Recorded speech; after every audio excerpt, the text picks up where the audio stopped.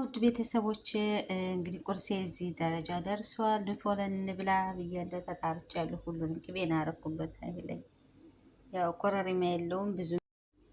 ሰላም አለይኩም ወራህመቱላሂ ወበረካቱ። ውድ ቻናሌ ቤተሰቦች ሰላም፣ እንዴት ናችሁ? ከኔ ሁሉ ሰላም አልሐምዱሊላህ። ለቤት አዲስ ከሆናችሁ ቻናሌ ሰብስክራይብ በማድረግ አበረታቱ።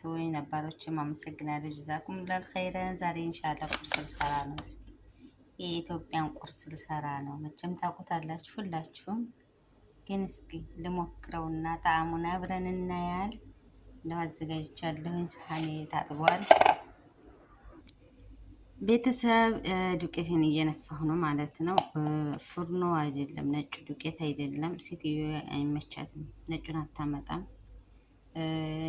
በእርግጥ ይሄ የነጩ ስንዴ ዱቄት ነው። ብዙም ጥቁሩም አይደለም ማለት ነው። እና እየነፋሁ ነው። እስቲ ልሞክረው ነው። ይሄውና ቤተሰብ ነፍስቼ ጨርሻለሁኝ። ትንሽ ጨው አደርግበታለሁ። ታውቁታላችሁ፣ ሰርፕራይዝ ነው ማድረጋችሁ ማለት ነው። እና ሰላም አምሮኝ ነው። የበቆሎ ቢሆን ነበረ በጣም አሪፍ፣ በጥሬ ወተት ማለት ነው። ላኪን ግን ከማዳም ቤት ማፊ። ይሄውና ቤተሰብ አብኩቸዋለሁኝ። ትንሽ ጨው ነው ያደረኩበት ማለት ነው። ያው ሳወካ አላሳየኋችሁም፣ በእጅ ስለማይመቸኝ ካሜራ ቆሜ ነው። እስኪ አሁን ወደ መስራት እንሄዳለን። አብራችሁን ቆዩ። ትዝታ ያለበትም ኮሜንት ስር ያስቀምጥልኝ። እሺ ቤተሰብ፣ ብረት ምጣዳችንን ይሄው ሰምታል።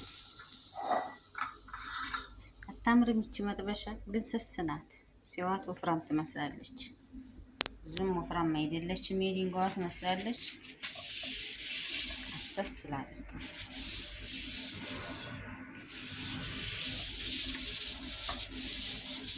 ከዛ ወዲህ መጋገሩ እንሄዳለን ማለት ነው።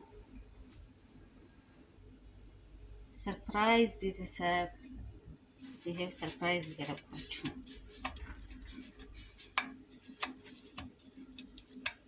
እንዴት አይነት ስማርት የሆነ ምግብ መሰላችሁ! ያደግንበት ናፍቆኝ ነው።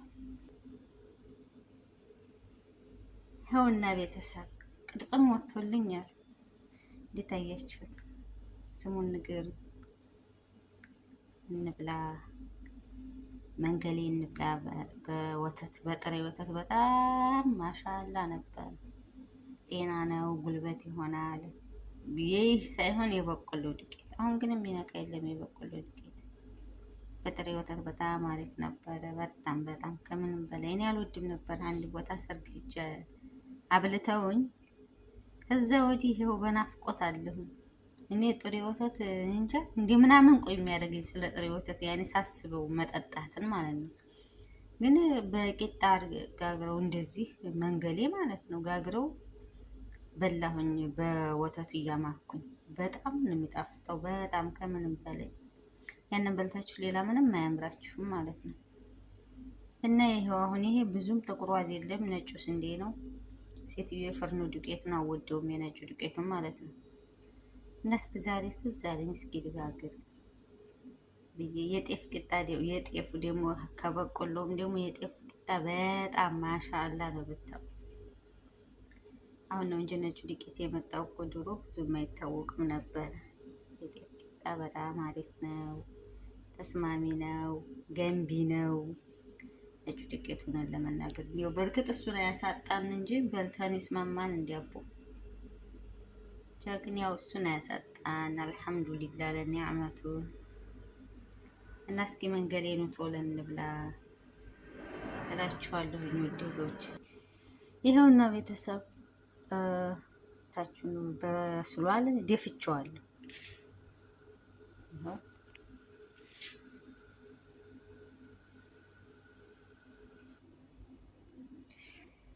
እነሆ ቤተሰብ መንገሊያችን እዚህ ደርሷል። ቁርስ እዚህ ደርሷል። ቶለን እንብላ። ብቻዬን እንብላ። ሻይን ሰርቻለሁ። ናና ጣል አድርጌበታለሁ። በነገራችን ላይ እኔ ተክዬው ነበረ ለማዳ ስለሆነ ከሆሻችን አይታጣም ናና ማለት ነው። ናና ደግሞ ታውቃላችሁ በጣም ለሻይ ቆንጆ ነው፣ ጣዕም ይሰጣል። እና ውዶች መልዕክት አለኝ ሳልዘጋ ማለት ነው። በተለይ አሁን አዲስ የመጣችሁ ያው ሲወራ የነበረው በቃ የምታዩት በስልክ ወይንም በአክባሪ የምሰሙት እና ከይህ ያለው እውነታ አንድ አይደለም ማለት ታው ስንላችሁ አሰሙ። ከመጣችሁ በኋላ ደግሞ ከባድ ነው ብቻ እና በተለይ አሁን ላይ እኔ እንጃ አረብ ሀገር የሚመጣበት ዘመን ላይ አይደለም ማለት እችላለሁ። እና ምንም የማይሰራበት ምግብ ቤት ያጋጥማችኋል። እና እንዲህ አይነት ዱቄት ካገኛችሁ አይቆጡም መቼም ዱቄት ካለ ጋግራችሁ ብትበሉ አይቆጡም። እና ቂጣችሁን የጋገራችሁ ብሉ። በቃ ይሄ ነው አረብ ሀገር ማለት ነው። እና አትራቡ። አሁን ከተጎዳችሁ ከባድ ነው በኋላ